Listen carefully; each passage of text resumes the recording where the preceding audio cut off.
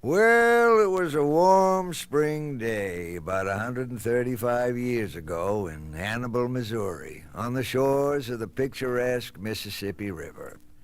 And Tom Sawyer, a 13-year-old happy-go-lucky boy, filled with life, curiosity, and enthusiasm, was on his way to school. But he never got there. The deep ding-dong-dong of a steamboat whistle lured him to the riverbank just as the steam wheeler was slowly gliding by. "Hi, Captain," shouted Tom, waving his arms frantically. "Are you taking me with you today?" To Tom, the steamer was the key to freedom, and the river the magic carpet to the world. "No, Tom, not today, not today," the captain called back. And with a cheery blast of his siren, he slowly sailed away.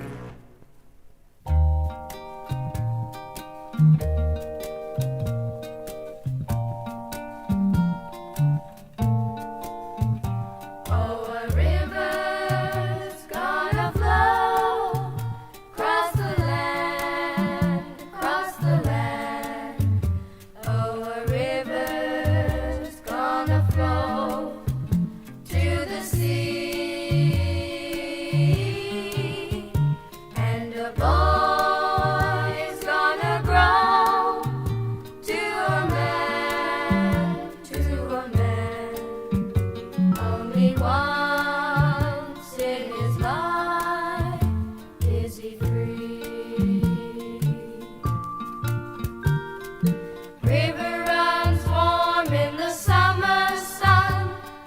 River runs cold when the summer's done. But a boy's just a dreamer by the riverside, 'cause the water's too fast and the water's too wide. Then the world turns around and the boy grows tall. He hears the song of the river call. The river song sings, travel on, travel on. You blink away a tear and the boy is gone.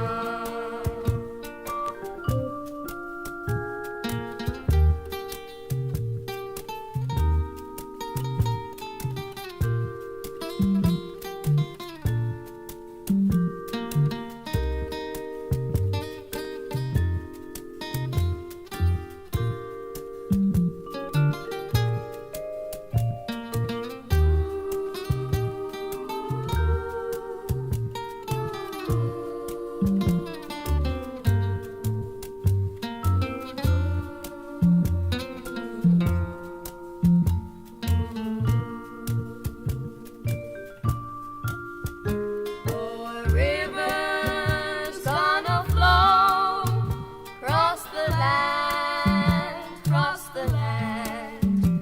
Oh, a river's gonna flow to the sea,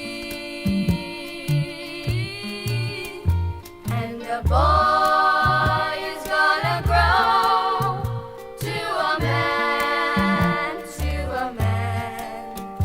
Only once in his life is he free.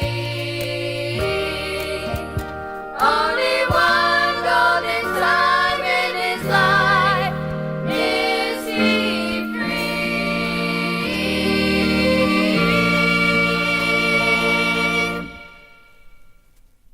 Since Tom was already late for school, he decided he might just as well play hooky.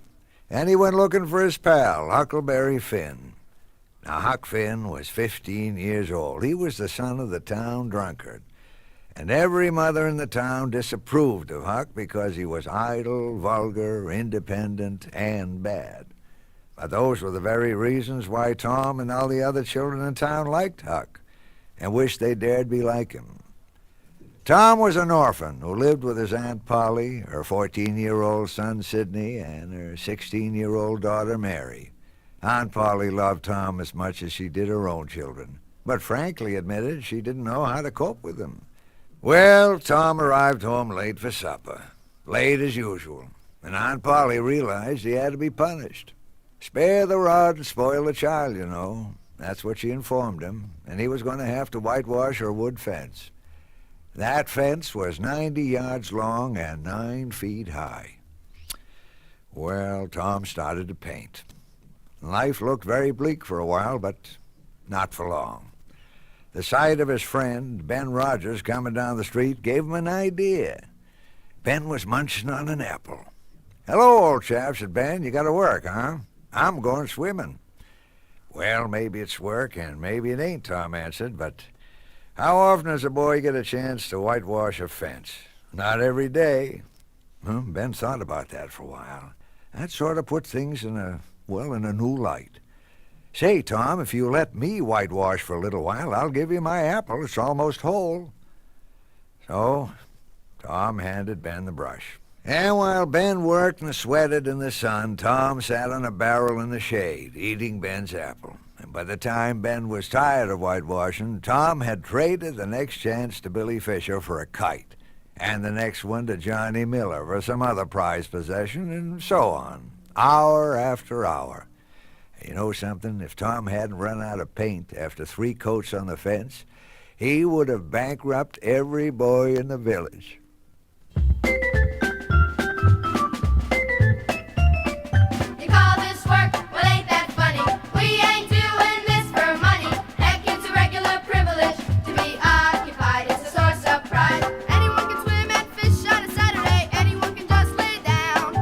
Laying in a hammock, laying in the grass like a lazy, no good hound. They just know that I'm soft-hearted. I was barely getting started. Now I'm giving all of my fun away. They keep begging me, and I'm generous.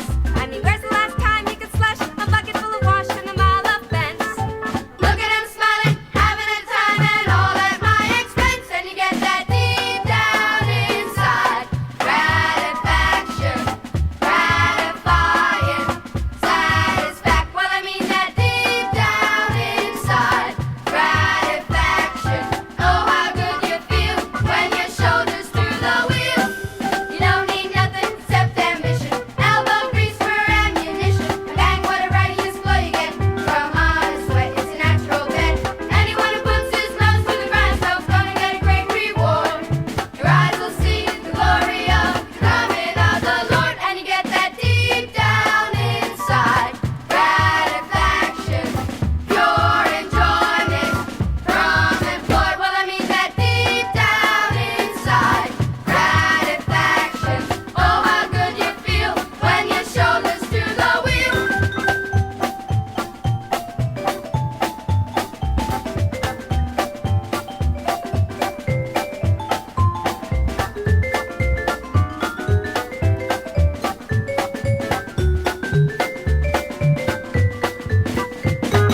You don't need nothing except ambition, elbow grease for ammunition, and bang, what a right use blow you get from honest sweat. It's a natural bet. Anyone who puts his nose to the grindstone's gonna get a great reward. Your eyes will see the glory of the coming of the Lord, and you get that deep down inside gratification, gratifying, satisfaction. Well, I mean that deep down inside gratification. Oh, how good you feel when your shoulders to the wheel.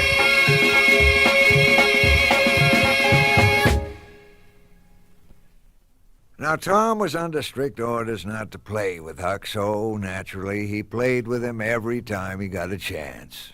Like the day he ran into Huck carrying a dead cat. That was the day after old Hoss Williams, he was the town's top tippler, had been buried in the old cemetery on the outskirts of the town. "What you got there?" Huck asked Tom. "Dead cat," Huck answered. "What's it good for?" Tom asked. "Good for? Curing warts, that's what," Huck replied. "How?" Tom asked curiously.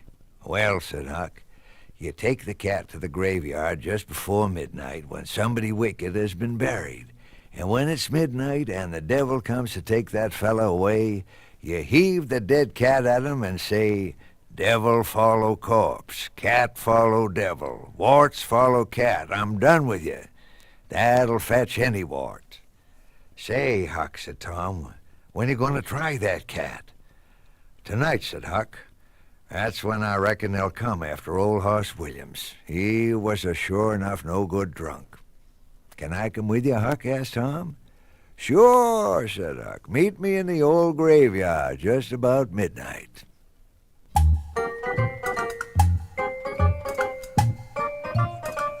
Take a look at the folks you know, young or rude. Some keep thriving and some keep striving in vain. It's a matter of destiny. Who you'll be, the judge or the preacher or pitiful creature that's hanging from a tree. Whoa, a man's gotta be what he's born to be, so just sit back and wait.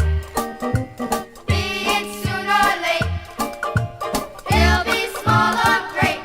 Yeah, a man's gotta be what he's born to be, so just sit back and wait. Soon or late, small or great, there ain't no fighting fate. No, sir, there ain't no fighting fate.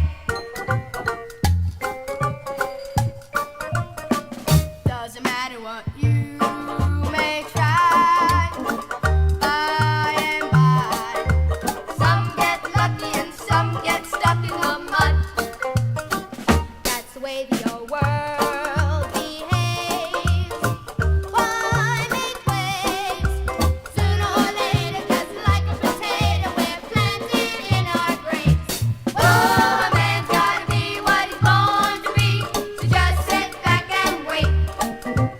Be it soon or late, he'll be small or great. Yeah, a man's gotta be what he's born to be, so just sit back and wait. Soon or late, small or great, there ain't no fighting fate. No, sir, there ain't no fighting fate. Where's the future in plans and schemes, when it seems that old Grim Reaper will soon be leaping on you? When it's over, you know you're bound to be found wearing his undercoat, sleeping in sweet repose 6 feet underground.